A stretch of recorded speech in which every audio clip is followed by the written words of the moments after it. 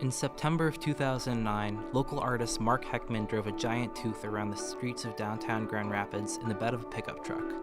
Cars honked and people pointed as the art prize contestant made his way down to the Grand River, in the middle of which he planned to place the so-called mammoth molar. Will he succeed, or does this end in tragedy?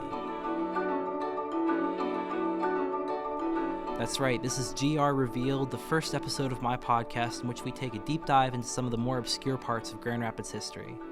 I'm your host, Theo Shear. Grand Rapids is a beautiful city in Midwest Michigan, commonly known as Beer City, USA. But I found there's a lot more to it than breweries and rivers. We have a rich and complex history here in Grand Rapids, and I'm hoping I can bring the more unusual parts of that to light in this podcast. I want to start the story off with a quote from the National Library of Medicine. If you swallow toothpaste that does not contain fluoride, you may not need to go to the hospital. However, swallow toothpaste with and one risks experiencing any array of symptoms: convulsions, diarrhea, tremors, vomiting, even a heart attack. Of course, the risk is low. The cases of sodium fluoride poisoning are few and come only to those curious souls that dare ingest their daily dental cleaner. But considering the widespread popularity of toothpaste, do we have a reason to be worried? Well, 80% of Americans who drink from community water systems are actually drinking water with fluoride in it. And that fluoride is put in water in very small doses to improve the health of teeth. And it does do that very well. So well, in fact, that dentists consider the fluoridation of water to be one of their greatest achievements as a group. As a result of fluoridation, our children will be healthier and happier. There was even a committee formed to design a stamp commemorating the whole ordeal. But when did this start? Why and how did we start putting fluoride in drinking water? It all began in 1945 as an experiment from the University of Michigan. Their plan was to determine the effectiveness of fluoride in the prevention of tooth decay. Grand Rapids happened to be a convenient test site, and with permission from city officials, we turned into the test subject for what was supposed to be a 10-year experiment. The next time I visited my dentist, he told me about the dental decay studies conducted in Grand Rapids by the United States Public Health Service, the University of Michigan, and the Michigan Department of Health. But after 5 years of significantly reduced cavities and healthier teeth for everyone in Grand Rapids, the control city involved in the experiment, Muskegon, dropped out of the study and actually began putting fluoride in their own water. Over the coming years, more and more cities saw these positive dental effects and did the same. My dentist and I went to see Dr. Winston B. Prothrow, City and County Health Officer. We asked him some questions. Is fluoridation safe? In my opinion, he answered, it is completely safe. What effect has it had on the disease rate in Grand Rapids? No ill effects whatsoever. Would you recommend that a city use fluoride in its water supply? I have recommended it since the value of fluoridation for the prevention of dental decay has become known. I would certainly recommend it for any community in which I have health jurisdiction. Now, 80% of community water supplies are fluoridated. The 20% that aren't are typically poorer cities that may not be able to afford it. Grand Rapids essentially was a start to what can be called a world-changing procedure. With its 50th anniversary coming up, they wanted to brag about it a little bit. So in the 1980s, a committee was appointed to establish a suitable memorial to mark the occasion. But before an official meeting could even be held, Grand Rapids artist Mark Heckman publicly proposed a huge tooth on a pole be placed in the middle of the Grand River to mark the event. Grand Rapids was the first city in the world to fluoridate their water, and Mark Heckman wanted to build a sculpture of a giant tooth. Heckman's idea caught national media attention, yet somehow did not appeal to the Committee of Dentists.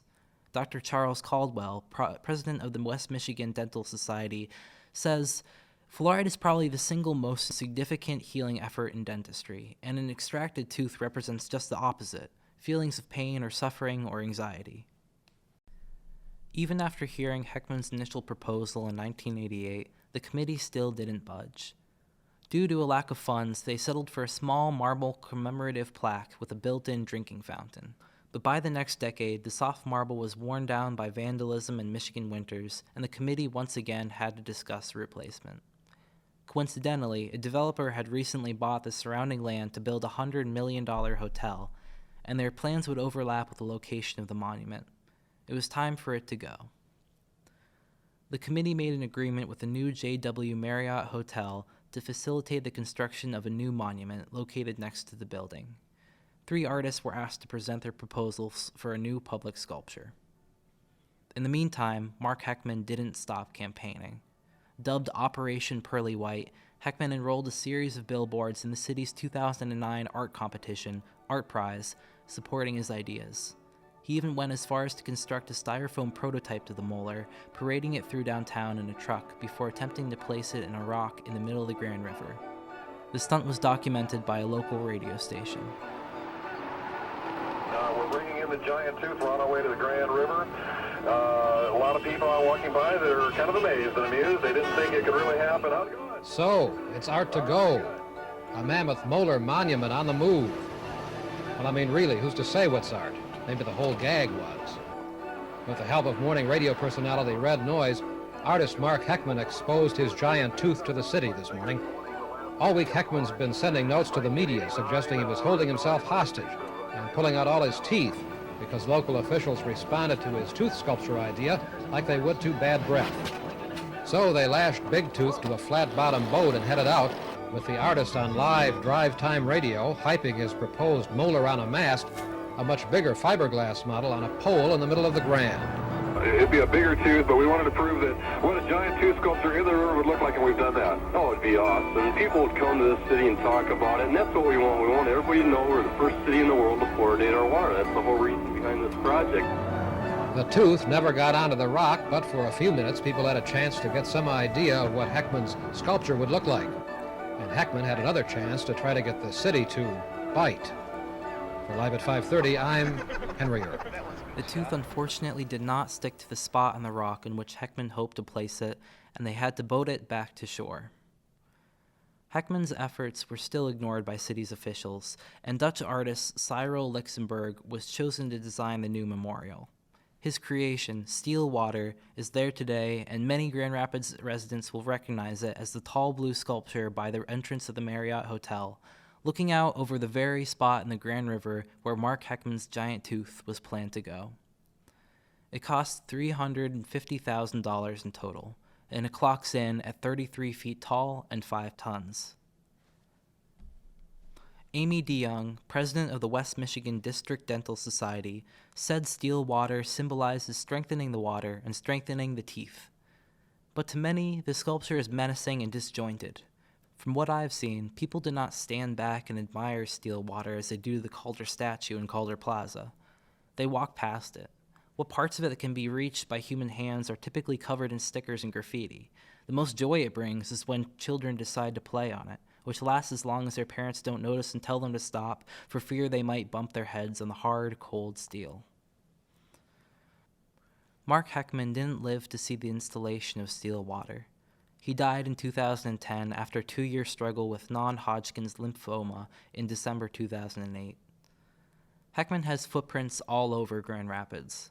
Off of Monroe Ave Northwest, across from the DeVos Place, on the wall of the entrance to the City Administration Building is a 70-foot-long mural of a jumping frog, Jumpin' Jack Splash. Heckman also ran various environmental billboards in Grand Rapids, including one of Tiger Woods spitting out dirty brown water, to raise awareness for a proposal to protect the area's waterways.